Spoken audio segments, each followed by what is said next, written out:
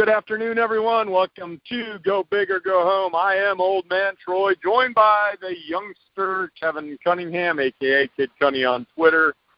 I'm going to tell you what, Kevin. The day started off bad. The day ended bad at work. But now I get to talk Big Ten, some football, some sports stuff. So now my day feels a lot better. I know that I gave you a time, and that time came and went, and then all of a sudden you're sarcastic when I get on the phone. Is it 3 o'clock yet? Because that's when we're going to record the show. But my day started off bad, ended bad at work, and now I get to talk sports. So I'm all jacked up and ready to go. I'm in rare form today. How are you doing? I'm doing good. Anytime I can be sarcastic, I will be. And so I'm in a good mood. I mean, if I'm serious, which basically never happens, there are very few things in life to me that truly matter. And so if I'm joking around and messing with you, then all is well. So for me, all is going well.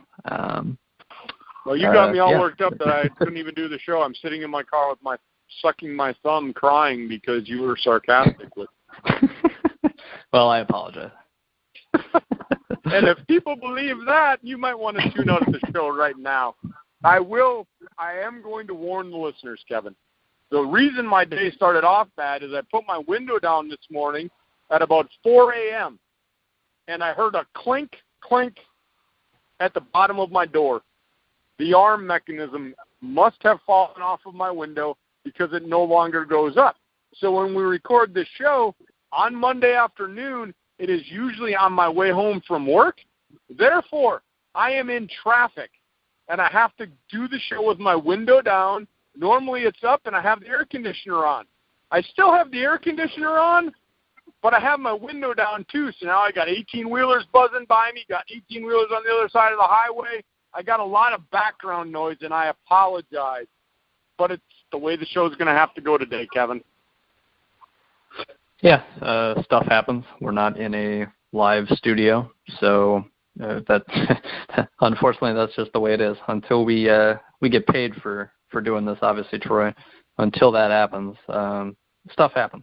Like hint to anybody listening in. When we get paid for this, Kevin and I are available for morning shows, late night shows. Heck, Kevin, I do a show from 1 a.m. to 3 a.m. I don't care.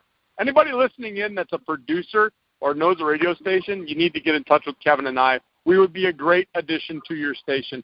Anyway, Kevin, you said it is what it is, and I'm going to tell you what, for Ezekiel Elliott, it is what it is. The NFL investigated, they made a ruling, and that's all I'm going to say. I'm going to turn it over to you and let you start this topic. But for Ezekiel Elliott, it is what it is, Ezekiel. The NFL found some things, and they decided to suspend you. Kevin, I'm going to let you take it away. I'm already going to warn you. I'm probably going to interrupt you 9, 10, 11, 12 times during this topic. Yeah, I think we're going to go on for a while about this. And there are some other stuff we have to talk about. Big Ten college football, Wisconsin, scheduling Notre Dame for the future. I know there are a few other topics like men's basketball going overseas and playing games, just kind of exhibition games. And then I know Florida had 7 players suspended for their opener against Michigan, and Texas, I believe that game's being played on the opening weekend. But to start with this Ezekiel Elliott thing, basically the NFL was doing its own investigation, and we can certainly get into that. But so far, I guess legally in terms of police and the justice system in this country itself, they haven't made a verdict regarding Elliott. There has not been, I guess, conclusive enough evidence to turn over to the justice system to have a trial and say, okay, here we go. This is all the evidence, and let's see what happens with what a jury decides. That hasn't been the case, but the NFL did its own investigation. This has been going on for, I believe, over a year now, and during this investigation, Ezekiel Elliott has done stuff. I believe there was a St. Patrick's Day party. He pulled a woman's shirt down or shirt up or something, and he's just been kind of a goofball to me personally. I believe he is just immature at this age. I believe, I would guess he's probably 22, 23 years old, and I just don't think he's there mentally yet. I think it's going to take some time to understand who he is as a person and how prevalent he is in the media and what kind of star he is. And so everything he does gets amplified no matter what it is. The big reasoning for his suspension for 6 games is a domestic violence incident. And I believe it was his girlfriend or ex-girlfriend or soon-to-be ex-girlfriend at that point in time. This was a while ago, and he basically hit her. And so that was kind of, I guess, the NFL in their investigation made the decision that, okay, this is enough conclusive evidence. We believe he did this. We want to make a statement out of this, quote-unquote star in the league. And so here's a 6-game suspension. It wasn't based solely on that. Again, there were other things that go into it. I think it was a code of conduct ruling where basically you're acting like a goofball and we're the NFL and it's not your right to play this game. We pay you as an NFL organization, and the Cowboys pay you, and we don't think you're living up to the standards of what it means to be an NFL player. In so many words, those are my words for it. But so a domestic dispute, just acting like a goofball, doing stupid stuff.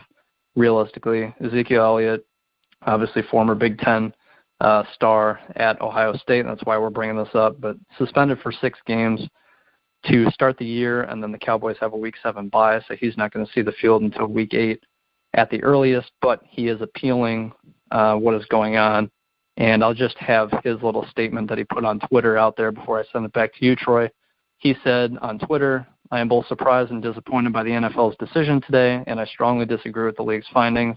I recognize the distraction and disruption that all of this has caused my family, friends, teammates, the Dallas Cowboys organization, as well as my fans. For that, I am sincerely sorry. Finally, I admit that I am far from perfect, but I plan to continue to work very hard on and off the field to mature and earn the great opportunity that I have been given." So basically the NFL did its investigation. They threw 6 games at him for him, not just domestic violence, but other stuff. And Ezekiel Elliott is appealing it and is, quote unquote, surprised and disappointed by the NFL's decision to suspend him for the first 6 games of this upcoming NFL year. Wasn't that incident where he pulled the girl's shirt down, wasn't that didn't somebody document that, Kevin, and have video of it or something? I never saw it. But that actually happened. It's not made up. No. So let me ask you this. All of our time, you and I went to the same college. We talked about this on another show about when we talked about hazing. All of my time in college, Kevin, all of the times that I partook in adult beverages, all the times that I got wild and crazy, there was not one time that I thought it would be funny or cool to walk up to a woman and rip her shirt off. I don't know. Is that the new thing? Is that cool? Is that funny? I want to get your thoughts, Kevin. All of your time when you were young and foolish, and we both were, I'm not going to deny that I was not young and foolish. There was a time I was young. Believe it or not, Kevin, I was young one time. But never did I ever think about going up to a woman and pulling her shirt down. Did you? No, I didn't, and we didn't talk before the show to make sure that I didn't do this or not. This is just off the cuff, Troy asking me a ridiculous question, and me being honest. No, I've never pulled a woman's shirt down. Again, whether you're 15 years old or whether you're 18 and you're completely drunk out of your mind and it's the first time you've ever had, 5 shots in an hour, whatever the case is, I mean, you have to have a certain amount of immaturity to do stuff like this. And again, I mean, the bulk of the suspension goes toward the domestic violence, physical violence, domestic violence as it's being reported. That's the main thing. But yeah, I mean, it's just, there are other boneheaded incidents like this, pulling the woman's shirt down, up, whatever the case is, at a party. It's a multitude of things that is leading to this 6-game suspension. Yeah, I wanted to start with that because I wanted to start with the immaturity. Right. People like this, the thing is, oh, yeah, I did it. You know what? When you do it, the old adage is you can't teach an old dog new tricks. I like to give people the benefit of the doubt. I've been around friends like that, Kevin. They've never pulled a woman's shirt down, but they were pretty close to like, hey, they're gonna touch them in the behind. They're gonna do things that are embarrassing as a friend to me, and I'm like, what the heck are you doing? I don't want to be around you when you do stuff like that. People like that when they get drunk, Kevin, and then even in real life, they're not going to change. That's the way they are. This domestic violence and domestic abuse thing, though, really, and you know this, Kevin, it really irks me. Now, I'm not going to jump down Ezekiel Elliott right now because of what you said. This has not been a court case, and I saw the Twitter reaction. I've seen the Facebook reaction. Oh, he was never charged with it. He's not guilty. Okay, I can give you that. And the thing is, Kevin, when the NFL does their investigation, the thing is there may never be a court case for this if that woman doesn't come forward and do anything. There may never be one. I think what the NFL has done here is they have really, to me, and are they making an example out of Ezekiel Elliott? Yes, and I love it. Not that I dislike Ezekiel Elliott. I think he's a heck of a player. But I like the fact, Kevin, that the NFL finally drew some kahuna and didn't wait for the legal system and said, we're going to take our own personal conduct policy into our own hands, and when you do things that make the NFL look bad, we're going to punish you, and we're not going to wait for the legal system. I love it. I love that they did this. Now, the 6 games, probably a bit much, but you know what? The reason they made it 6, they knew he'd appeal. It'll end up being 2 or 3 games, which I think is the perfect amount for somebody that has done something silly to make the NFL look bad. What are your quick thoughts there? I think that if you threw out the domestic violence incident and you just based it on, and I'm forgetting what the other stuff is other than this shirt pulling down thing. I know there's one at least other incident where it's just like, okay, you can't act like this and not receive some sort of penalty if you're the NFL looking at this saying, hey, this is one of our star players in the league, tops in jersey sales in, not only Dallas, but the United States.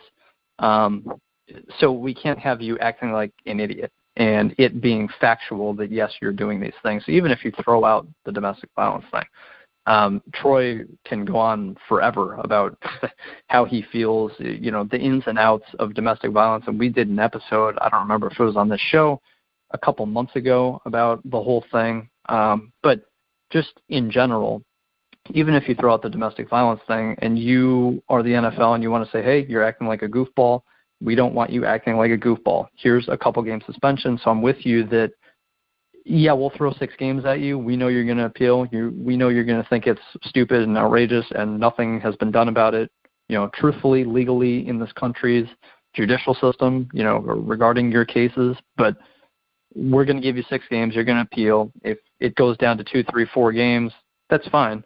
That's kind of how I took it as well, Troy, and I haven't heard other people really talk about that, okay, by giving him 6 games and you as the NFL knowing he's going to appeal, it probably will go down to 2, 3, 4 games. I don't remember exactly how the Tom Brady incident worked out. I don't remember if they initially gave him more than 4 games, but it ended up being 4 games. I think they just straight up didn't give anything back toward Tom Brady. I believe they wanted to suspend him 4 games. He appealed, and it just never made it high in the court system to really say, okay, the NFL is wrong about this, so it ended up being 4 games. So maybe in the end, Ezekiel Elliott will serve 6 games as a suspension. I wouldn't be surprised at that. I wouldn't be surprised, like you brought up, Troy, if it turns into a 2, 3, 4 game suspension, one way or the other. You throw the domestic violence in there, and that's kind of where I don't necessarily have a problem with it, because I 100% agree with you, and I think any reasonable human, that knows hundreds, maybe thousands of people are going to listen to this podcast, and no one's going to say, "Oh, it's domestic violence. He hit a woman. He hit a woman. It's not a big deal." No one's going to say that, whether you believe it or not. Myself, you can, take my word for whatever you want, but I'm 100% on board with Troy that it's ridiculous and it's disgusting. And if a woman hits you, you just get away from the situation. You don't fight back, obviously. But that's supposedly what the NFL found. That wasn't the case. Ezekiel Elliott did hit back. So I think it's absurd. I think he deserves, honestly, probably a year off of the game. That would actually serve a message, as opposed to, here's 6 games, you appeal, it goes down to 3. It's like, well, okay, I understand that, but if you make that ridiculous mistake and you only get 3 games for it, and you're a star, and the NFL wants to make an example of you, to me, it's just not that big of deal. I mean, you talk about Joe Mixon coming out of the draft this past year at Oklahoma, and there's video like, yep, there's domestic violence going on. He completely hit a woman, and he got drafted, and he's perfectly fine, ready to go for week 1. And so, Kevin, this is where one of my 9, 10, 11 interruptions is going to come in. Yeah. What you just brought up, you actually stole something I was going to bring up. What they did to Ezekiel Elliott, they made an example of it because they dropped the ball on Mixon.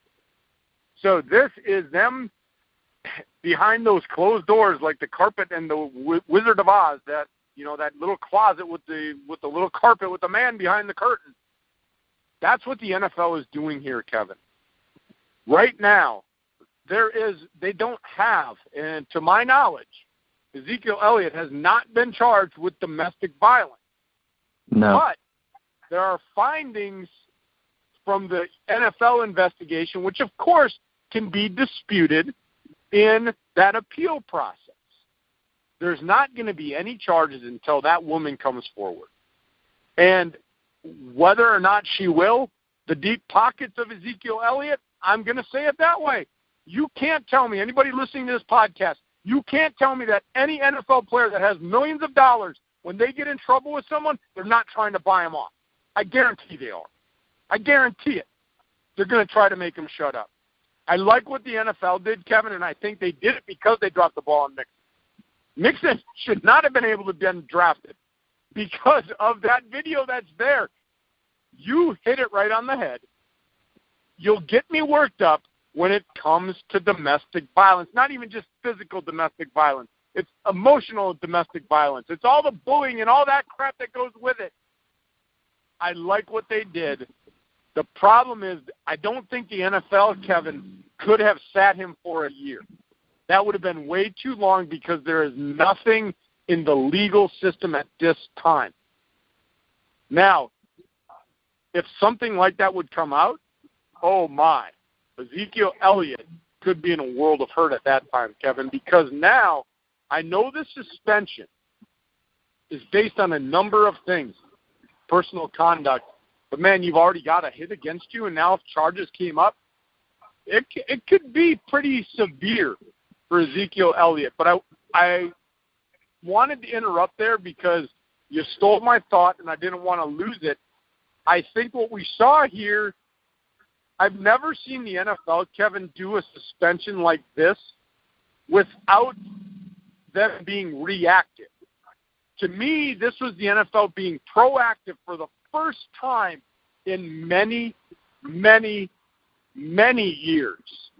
All the other suspensions, all of the other things that I've seen have been reactive to a situation that has come out with a player doing something to somebody else. So that's all I have there. Yeah, I guess the difference between the Tom Brady thing is it's like, well, that's strictly an NFL incident. It's not as though Tom Brady was running around the high schools around the Boston area deflating footballs for his favorite high school teams. This actually affected the NFL, so that's why the NFL had to step in. The judicial system in this country wasn't going to step in and say, hey, we're going to look into Tom Brady and see if he deflated footballs. So obviously the NFL had to do its own case there for this. They're doing their own case, and I guess this is kind of where I have somewhat of an issue. Again, I'm 100% in agreement with you, the whole domestic violence thing. And like I said, if that's the case, if you're the NFL, getting to my point, if that's the issue is domestic violence and you believe he did it, then it's 6 games and you know he's going to appeal, and it could potentially, because there is no no completely 100% bang he did it evidence, then okay, maybe his suspension goes down to 2, 3, 4 games, like you said. So I just don't understand the NFL's length of terms here with 6 games. I don't know what it means. I don't know if it's, hey, we think this domestic violence, situation happened, so we're going to give you a couple games there. We're going to give you a couple games for pulling a woman's shirt down. We're going to give you a couple games for whatever else you did. I don't know what it is, because if you actually do believe, and you did your own investigation, that he did hit a woman, then you're only giving him 6 games. So I have a problem with it. I don't agree with that. I think it should have been harsher. But if you're going to go out on your own and do an investigation and not have, a judicial system in this country back you yet anyway, then why are you suspending him anyway? So I think if you're suspending him for domestic violence and other things, 6 games is way too light. But if you don't have concrete evidence that he did that, but you just want to send a message because he's a goofball, and you have evidence against other things that you don't want Ezekiel Elliott doing, representing the NFL, then I understand that. But don't throw domestic violence in there if you're not 100% sure. If you are, then I think the NFL dropped the ball here. I think it should have been a full year. Kevin, I don't have the policy in front of me. I don't have that domestic violence punishment in front of me. As people know, I'm driving. I don't know if you can pull it up fast enough. I'm wondering if in that suspension, because I believe domestic violence, if you're charged with domestic violence, I believe it's a year suspension, correct? But I believe I'm not sure. Yeah, there's a policy out there, and now I probably should have brought it up, and now it's going to irk me until I get home. But I'm with you here. My problem with the NFL, I'm glad they're being proactive, but I don't think they are a judicial system. And so my concern, and this is where I'm not backing Ezekiel Elliott at all. What I'm saying is the NFL now trying to be bigger than life itself and putting together an investigation, Kevin. What is the substantial relevance of the NFL investigation? Like you said, if they find evidence that he did this, that then should be turned over to authorities, I would imagine. Again, maybe we need to get a lawyer on the show, Kevin. I don't know, because I don't know all the ins and outs of this. My only concern is the NFL, all of a sudden, and I'll call them renegade, going renegade to start investigations on domestic violence. I'm not so sure that is something that I'm agreeing with. Right, because and I'm with you. The NFL is not a judicial court system. They're not law enforcement. And it can be perceived then of them being biased. And now I'm opening up another can of worms. Okay, well, this guy, and I'll use Ezekiel Elliott, for example. He pulled a woman's shirt down, so I wonder if he ever hit a woman. I'm not saying that's what the NFL did, but I'm saying that perception is reality. And I don't know what's going on here with this investigation, but I would imagine if they've started an investigation, if they've found evidence, that is going to need to be turned over to authorities. They can't just hide that evidence. So now that they've opened up this can of worms, you would hope that they have the evidence. But even in that case, Kevin, it doesn't sit right with me that the NFL can just start investigating things, if that makes any sense to you at all.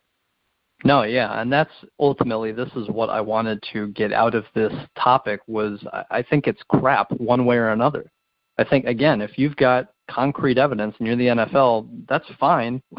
I guess if you're going to, like you said, be a renegade and go out on your own and do this investigation and find concrete evidence and not have to wait for the judicial system to take, a year, 2 years, 3 years to make a final verdict on it, you think you have concrete evidence at your hands? That's cool, I guess. I don't necessarily agree with it even then because, again, there have been murderers put away in prison for life, and yet, 30 years later, the judicial system will say, oh, wait, we screwed up on this. Now you're sent free. Well, sorry for the 30 years you spent behind bars, even though we screwed up the first time. So if that happens in this country... All right, Kevin, I'm going to interrupt you one more time here. Yeah. I'm not a lawyer. I'm not a lawyer. I never went to law school. I never did any of this. But from my little knowledge of law, and again, we might have to reach out to a lawyer. I'm being totally serious. If any lawyers listen to this podcast, find Kevin and I on Twitter, at Kid Cunny or Troy Robert 967. Because, Kevin, I want to get your thoughts. So the NFL goes out. They investigate. They have their private investigators, their legal, I don't even know if it's their legal team, but their team going out and they find this evidence. Then doesn't that put law enforcement at a disadvantage? Because now if they get that same evidence, can't the defendant, can't they suppress that evidence or say something that it was found illegally or something like that? I would imagine that the NFL may have just screwed up any chance of Ezekiel Elliott actually being found guilty of this now. That crossed my mind.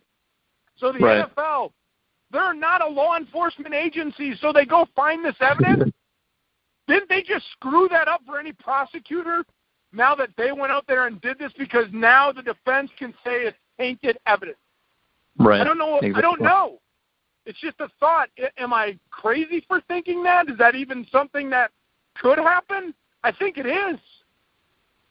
I think it is if it came down to, like, finding a knife or finding whatever. But I'm looking here at this article, and investigators looked, this is what it says in the article, investigators looked at photographs, medical records, and text messages. I don't know. Apparently, you can, if you're the NFL, you can look at medical records, obviously. Obviously, that's allowed. So they looked at photographs, medical records, and text messages. That's it. It's not as though they found this ridiculous, unheard of, never before seen evidence. That's what it seems like, anyway, according to this article I'm reading. 2 medical experts consulted by the league determined that a series of photographs from the woman's injury appear recent and consistent to her statements that Ezekiel Elliott hit her, basically. So, yeah, I think if that's the case, if the NFL was tinkering with evidence and finding knives on the crime scene and, going rogue, not doing it within the actual, police force of, trying to find evidence, yeah, I think there would be a serious problem with that. If the NFL is just saying, hey, we're going to look at photos, we're going to look at medical records that are obviously public or they have the ability to find and look at, and text messages, then I think it's just the NFL saying, hey, here's the public evidence that's known, and we're going to base it off this and say, yep, you're guilty. And for that, I think it's crap. I think to suspend him for something that, again, I mean, this country's judicial system has missed on murders. So they have put wrong guys behind bars for decades, only to find out that they've been innocent. So, no, I don't believe the NFL should have the power to just kind of take public evidence or something that obviously any, I guess, organization that has a little bit of power can obtain and say, okay, here you go. Here's the banhammer. Here's 6 games. I mean, I guess it's the NFL, and Ezekiel Elliott's playing in the NFL. So the NFL can do whatever they want to him, basically. So I guess you're able to do this. I just think it's crap under that assumption. So one way or the other, I don't think the NFL should be going rogue or just taking public evidence that's out there and saying, yep, we think Ben Roethlisberger raped a woman, so he's out of the league for good. Or, yep, we think, for instance, Tom Brady killed a guy, so boom, you're out of the league. I think that's crap. So again, I'm 100% with you in domestic violence, and I'd be horrified if, my brother or my future kids hit a woman like that. But I just don't think the NFL should be taking what's I guess, public evidence and saying, okay, here's our decision based on what anyone else can look at. Here's 6 games. I just think that's kind of garbage.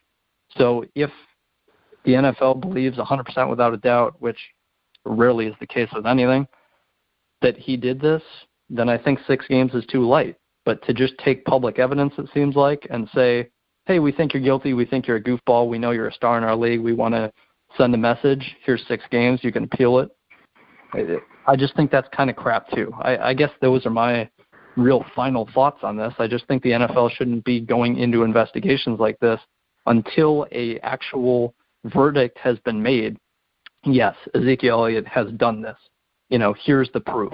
Here's the Ray Rice video proof of him hitting a woman in an elevator. Okay, that's obvious. You can see that.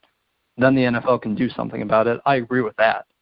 But this, to me, just kind of seems like crap, unfortunately. Well, what's going to happen now, Kevin, is that they've now, like I said, become proactive in this. And again, you go back to what I said. I love the fact that they're being proactive before things are in a reactive state, right? But I don't agree with the whole investigation part of it. So they've got to find a common ground, and I think that's where you're at. You want some clarification. What are you suspending guys for? What can they and can they not do off the field? I think that's where you want it to get. I like the fact that they're proactive. I don't agree, and I'm with you, Kevin, when it comes to something that needs to be taken care of in the judicial system, the NFL needs to keep their hands out of it. Because it goes back to what I was saying. They're not a judge.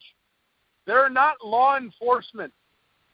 They have now said Ezekiel Elliott has committed domestic violence. The problem is no law enforcement agency has said he's done that. So that's the problem. I like the fact that they're proactive, though, to try and clean up the NFL image. Now, if they can find a common ground here, I'll be able to back them. But I'm with you.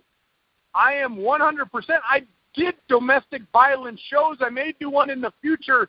I'm in talks of producing another one here in the next couple of months. I dislike it a lot. But the NFL is not a court of law. And domestic violence is something that needs to be handled by proper law authorities. Now, the pulling down of the shirt and the NFL giving suspension for that, and for Ezekiel Elliott doing stupid stuff off the field, I can get behind that 100%, Kevin, because they're saying you can't do that. That is stupid. You have done something to make the NFL look bad.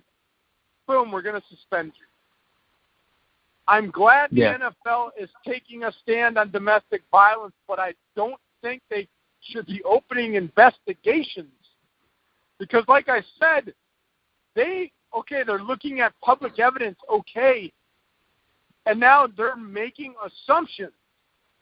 They're making Ezekiel Elliott guilty of this when there are no charges out there. And that's why I said in the policy, the NFL may not even be able to suspend him for domestic violence. I don't know how the policy reads. I don't know if it's being charged. I don't know if it's guilty. I don't know what it reads. I can't talk to it on this show today. I don't have it in front of me. Now, you can keep going, Kevin, so I think we need to end it. Otherwise, I will keep going for another 3, 4, 5, 6 hours. No, I know. I know we could. And I guess this is my last thing with it. And, again, I'm not backing Ezekiel. I'm an Ohio State, college football fan. I love Ezekiel Elliott as a player. But, obviously, he's shown that he's just immature in general as a human, whether he hit a woman or not. He's just immature. And to be suspended a few games for being an idiot when you're a star in the NFL, I get it. Like Troy said, I support that 100%.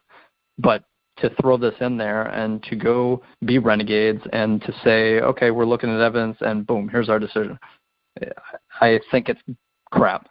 So I guess here's my final thing with this. If the investigators for the NFL, if all they looked at was photographs, which, again, a woman can do whatever to her body and make it look like she got hit, and I'm not saying any of this happened, but here's just what can happen. I mean, this could happen to Antonio Brown. This could happen to Aaron Rodgers. Aaron Rodgers' girlfriend, they broke up recently.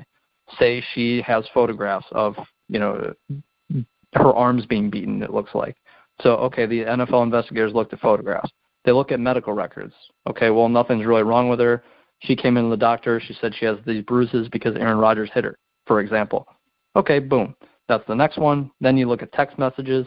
It's already been known that this Ezekiel Elliott's girlfriend at the time sent text messages to one of her friends to have her lie about this. That's knowledge. That's a fact. So whether it happened or not, and Ezekiel Elliott's girlfriend wanted her friend to lie and say that more happened than what did, and maybe Ezekiel Elliott did hit her, but maybe she wanted her friend to lie it up, I guess. So whether he hit her, one time or 18 times, regardless, you hit a woman once, I mean, boom, you suspend him for a year. I'm all for it. But it's already been known that Ezekiel Elliott's girlfriend has sent texts to her friends and lied, asking her friends to lie about this. So if all you're looking at is photographs, medical records, and text messages, I don't think you can go renegade and take that public evidence and say, yep, you're guilty. Domestic violence, boom, Ezekiel Elliott did it. Here's 6 games. If that's the case, I think it's crap. I think it should have been a year at least. Or don't throw domestic violence into this. Just say, hey, you're acting like an idiot. You're a star in the NFL. We don't want you to act this way. That's fine, too. Give him 6 games for that. Kevin, here's interruption number 5. That's exactly where I wanted to go. Yeah. Because you need to draw the line. You can go out as an organization and say, what you did is BS. Start acting like an NFL football player, and this is what you need to do, and keep the legal stuff. The stuff that requires lawyers and courts, the NFL needs to stay away from it. I like the fact they're being, again, I'll say it for an umpteenth million time, I'm excited that they're being proactive instead of reactive. But they also, I brought it up, and I've noticed now you've been stealing the word all show, Kevin, renegade. They went renegade. That's what the NFL has done, and that is not the right way to go about it. But I'm all for them being able to pick every little NFL player when they do something stupid off the field, suspend him, hit him where it hurts, in the pocketbook. But they should not be starting investigations. Had to interrupt one more time. Again, when thoughts like this are on top of my head, I cannot let them go. So you can finish your statement. Sorry I interrupted again. But I did warn you. I did warn you I was going to interrupt you. No, you did, and that's perfectly fine. You interrupt me every single show, and once in a while I'll interrupt you, and there's no, scoreboard keeping tally. If you interrupt me, it's because you have a point to make, and I want you to make it. So whether that's interrupting me over the phone to do this podcast, that's 100% cool by me. Usually when you interrupt me, I love and piggyback off what you interrupt me for, so I love it. Anyway, my point's basically done. I think that again, Aaron Rodgers' girlfriend who just got, broken up with or did the breaking up with Aaron Rodgers could have tainted evidence and texted her friend to lie and, say this and that, and the NFL can say, oh, wow, Aaron Rodgers did this. Boom, here's 8 games. I just think you need concrete evidence, exactly what Troy said. Wait for the legal stuff. If that's what you're going to base the suspension off of, wait for it to actually happen. And I understand, again, I like that they're being proactive too. But I just, when it comes to just domestic violence and you taking evidence that hasn't been made conclusive and, boom, here's your verdict by our judicial system as a country, I don't like it. Again, if Ezekiel Elliott hit his girlfriend, he deserves to be out of the league for at least a year. But the NFL just has to be more clear with where this is coming from. And if they're saying we don't have all the evidence, but there's a lot of crap compiling up against Ezekiel Elliott, and he's been acting like a goofball, so here's 6 games. If it becomes conclusive, evidence that he did hit his girlfriend, we're going to suspend him for more than 6 games. That's going to happen in the future when it does, become concrete and an actual verdict is made.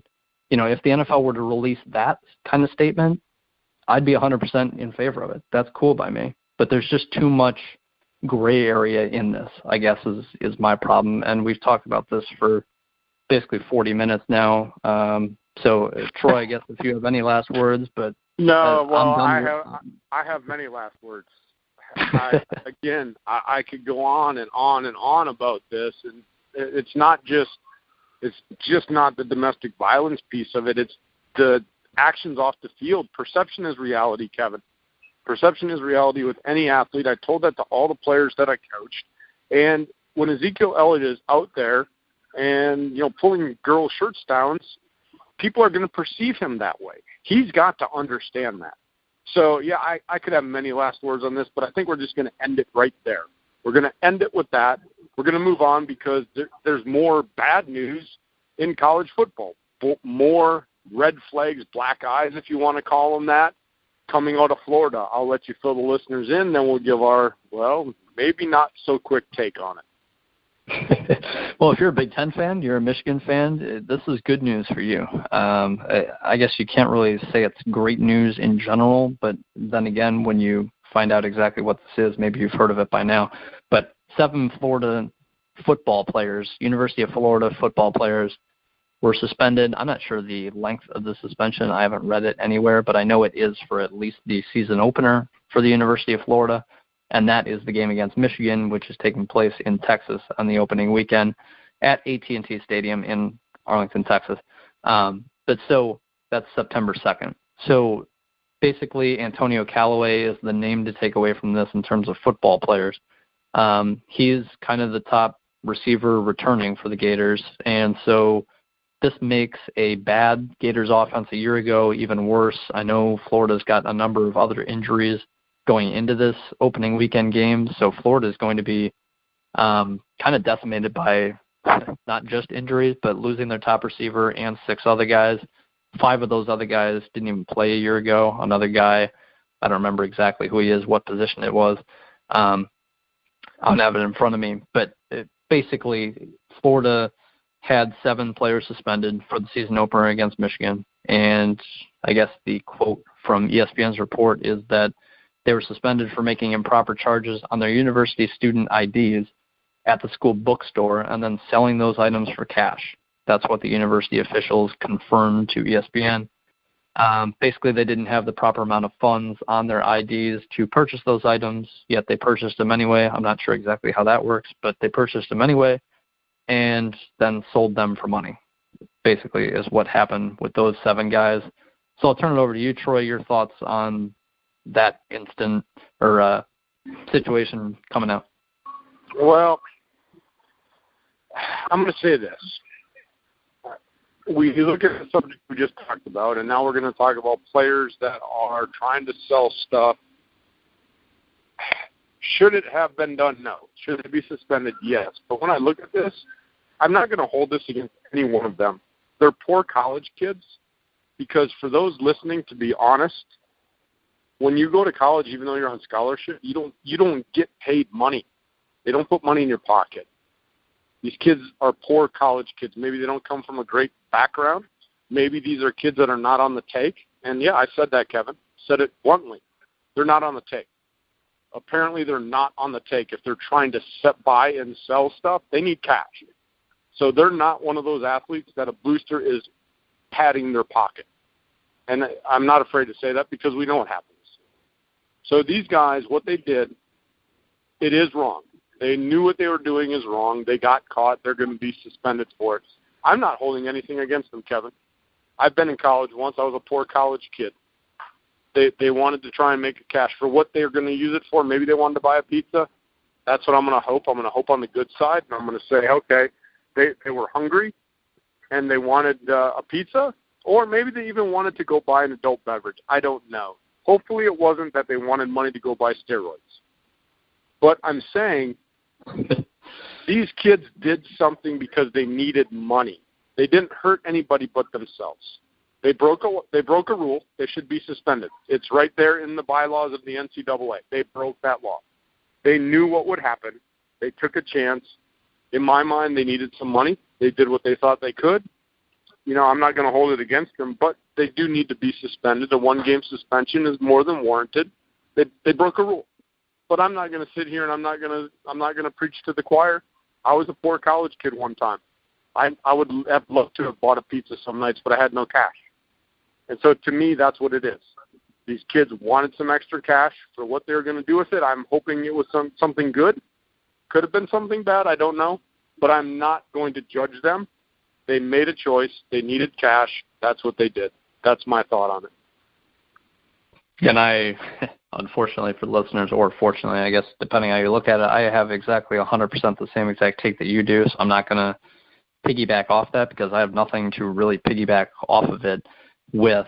I guess the other notable things is for Michigan in this game, I think Michigan is replacing its entire starting secondary from a year ago. So that makes this season opener in Texas where, a bunch of Florida kids or Florida fans are going to fly, drive, take a train, boat. Well, probably not boat, but whatever it means to get there.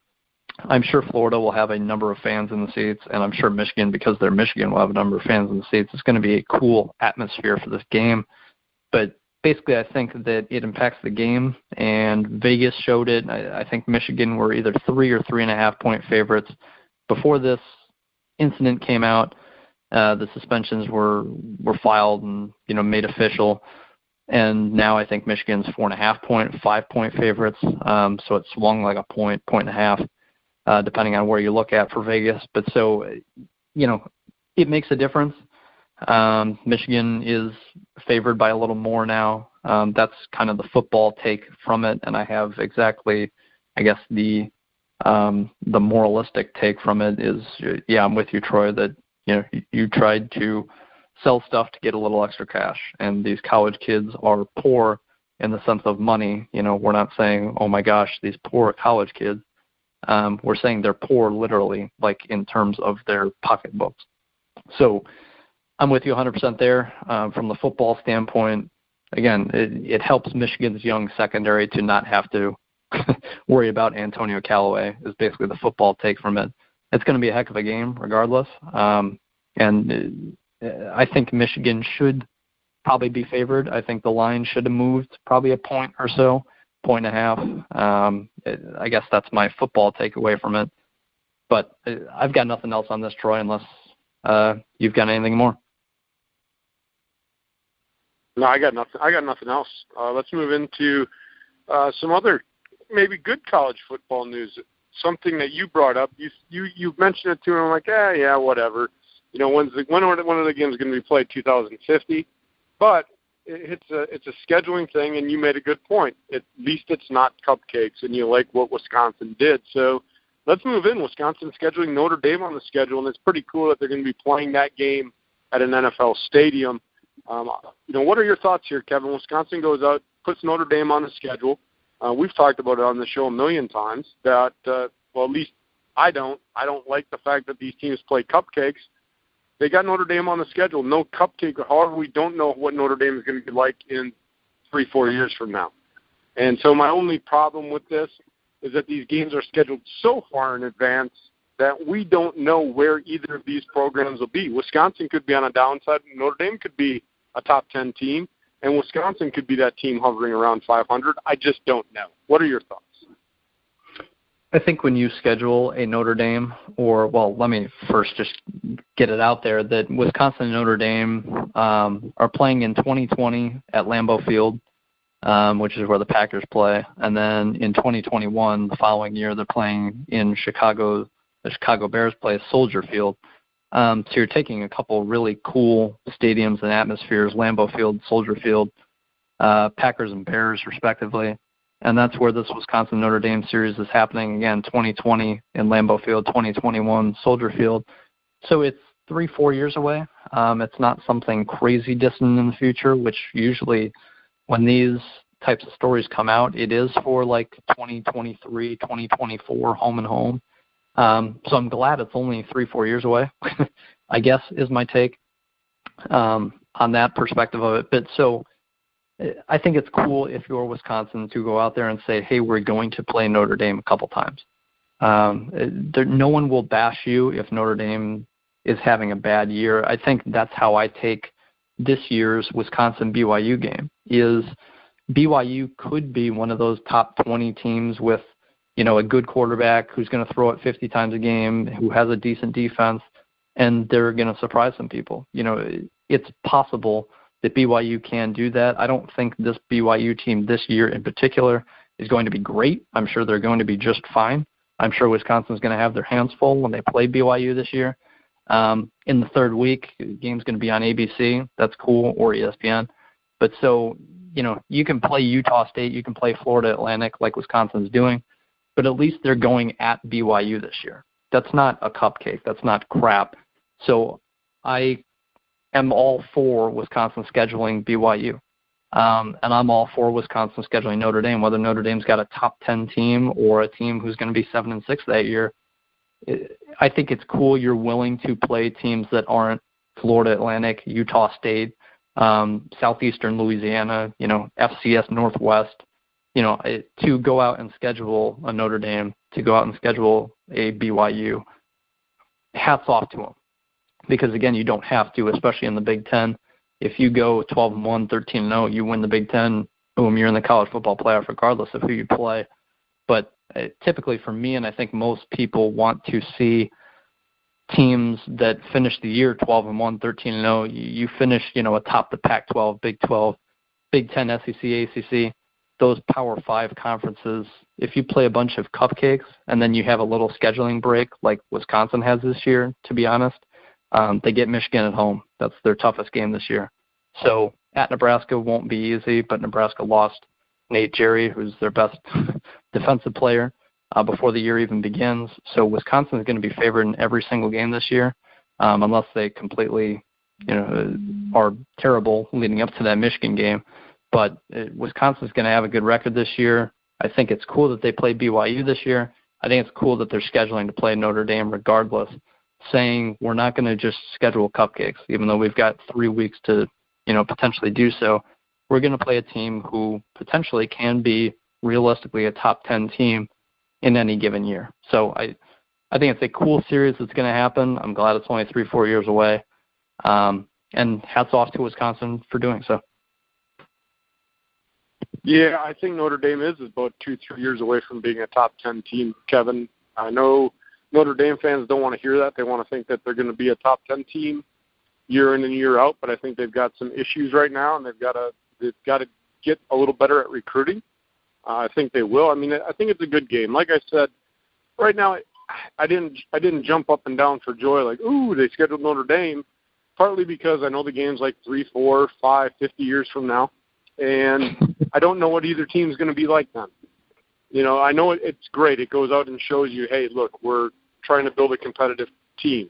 We want to have a top-quality program, so we're going to schedule top-quality opponents. I get that. The thing to me is I don't know where either of these teams are going to be in 4 years from now. They both could be crap.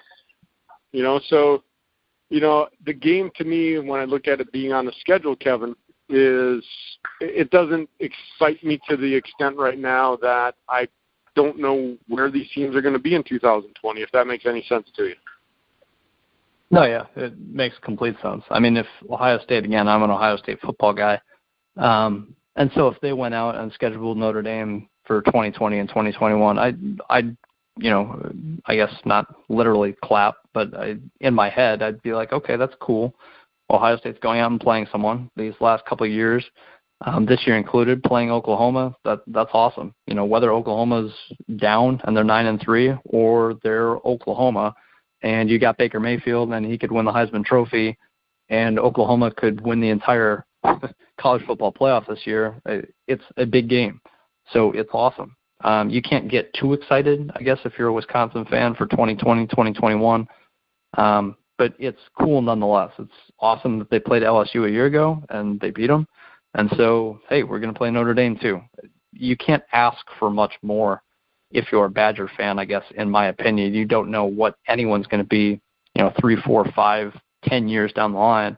But all you can do is schedule teams who have a history and a reputation, or a head coach or an AD who always hires great coaches who can recruit and put good talent out on the field, and schedule those teams. That's all you can really do. I guess moving on, unless you've got anything else, Troy, to basketball. Well, kind of like you, I want to piggyback off your statement. You piggyback off me, I can only return the favor here. Feel free. You made a great point here, Kevin, that what this shows is that the athletic department and Paul Chryst have committed to wanting to have a quality program year in and year out. I'm sure they didn't schedule this game looking down the future saying, well, Notre Dame, that's going to be, number one versus number two. It's going to be a quality opponent, and we're setting ourselves up for success. So therefore, not saying there's any more pressure on Paul Chryst at this point, but you scheduled a big-name team, you better put together a team that can compete. And so I think it really does show the commitment that the athletic department has in Paul Chryst and in that program to schedule quality opponents and move forward like that. So I like that point. I thought you made a great point about that, so I wanted to add my 2 cents worth there. Well, thank you. I guess that's all I have to say with that. All you can do as a football fan is say, hey, at least our school is trying to play quality opponents. I mean, Iowa is one of those football schools that it almost seems like they always play a bunch of crap. This year, for example, they play Wyoming week 1, which actually Wyoming could have the number 1 pick in the draft in the NFL, their quarterback. Not many people know about, but that could actually be a really interesting game because of Wyoming's quarterback this year. Extremely random. You can't say 7 years ago or however long it was when Iowa scheduled Wyoming that they knew Wyoming would have a top caliber first-round pick, top 5 projected pick quarterback in the NFL that year ready to come out. But that's who Iowa's playing week 1. So I don't give them credit for that. They play at Iowa State. They play North Texas. That's their non-conference schedule. Iowa's kind of known for scheduling garbage in the non-conference, so I don't give much respect to Iowa football. That's just me.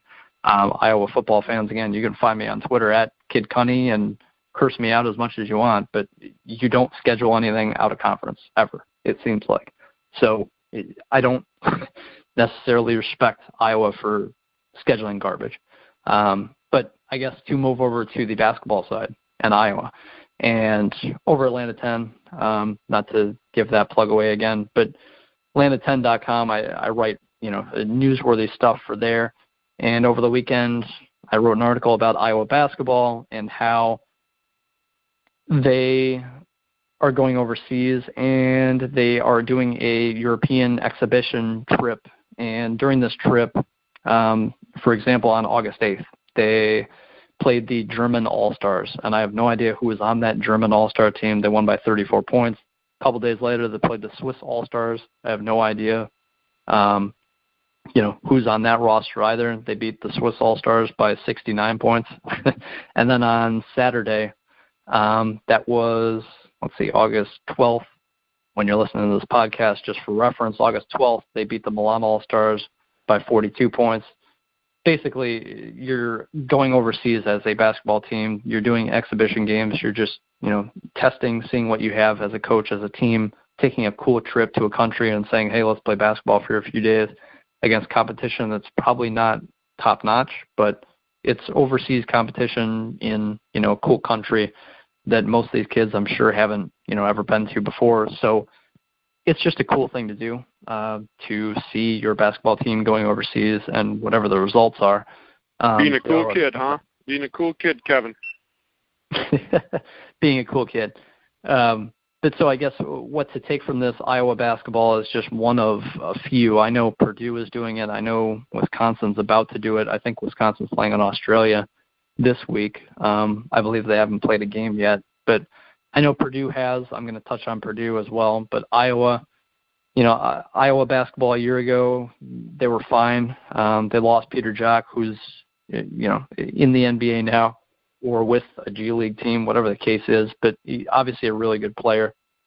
But so Iowa's going out and doing this European exhibition tour, and I guess what to take from it, finally, is they got a 6'11 freshman this year in the off season. So class of 2017, he's a freshman this year, and he's being an MVP overseas. And so, again, take it from you want. They beat the Swiss All-Star team by 69 points. So, but 6'11" guy who's the number 100. He's the 10th overall center in the country, number 119 overall player in his class. So he's a big kid who's got skill to him, and he's showing it already. Again, a 6'11" freshman, top 10 center recruit in the country at Iowa. 22 minutes played. He's just in general shooting over 60% from the field in this little European exhibition. He had 25 points, 11 rebounds on Saturday. So Luke Garza is his name. He's going to be someone once basketball season rolls around. We talk about Iowa basketball. Luke Garza's name will pop up. And just a big kid, a really solid recruit that Iowa got. And he's just showing it overseas if you're an Iowa fan. It's cool to see a 6'11" potential impact freshman, big guy, again, top 10 center in the country, goes to Iowa, and he's making a difference already. He's kind of the team MVP, at least for this exhibition series. So I just thought it was cool to bring up. I know Wisconsin's doing it as well in Australia soon. I know Purdue also they are representing Team USA. They played Team Canada, and they beat Canada in overtime, 103-91. So just interesting if you're a Purdue guy, interesting if you're an Iowa guy, interesting if you're a Wisconsin guy, to know that these teams are going, I guess not potentially overseas, but some of these teams are going overseas. Playing these teams, you're getting to see a little bit about the team. This Iowa center, freshman in Luke Garza, it's interesting to read about, to hear about. And Purdue, their seniors kind of leading the way for them. Again, a year ago when we were talking about basketball, when this podcast first started, Troy, because football just ended, I loved Purdue a year ago, Purdue basketball. And this year I think I'm going to like Purdue a lot as well. With Swanigan or without Swanigan, I really like this Purdue team in general. Obviously, Michigan State's the team to look for.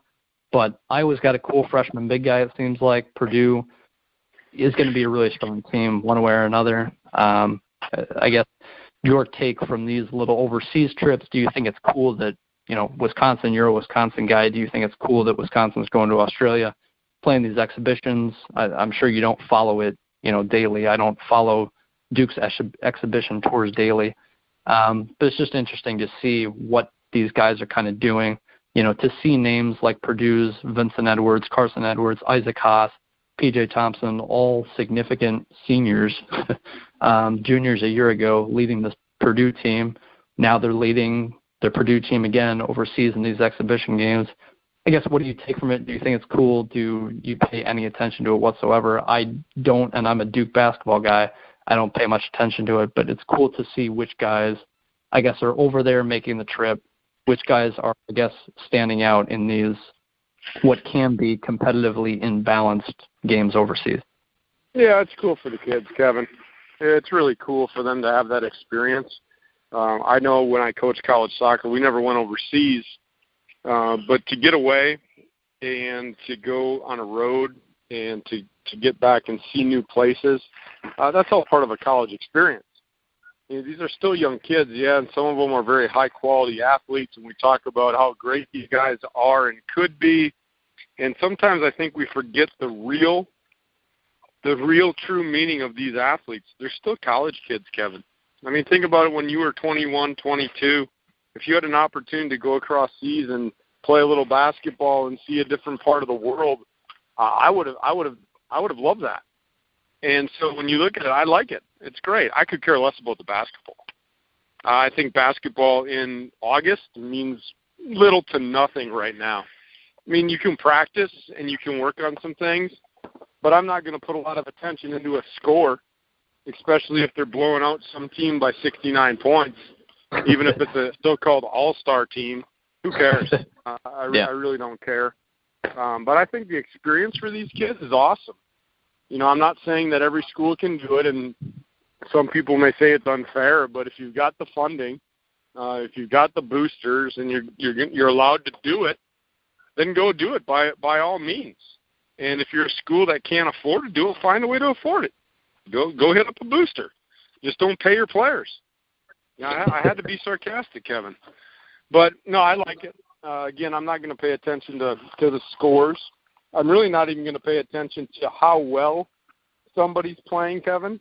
And I know you wrote an article about this big guy that's dominating. That's great.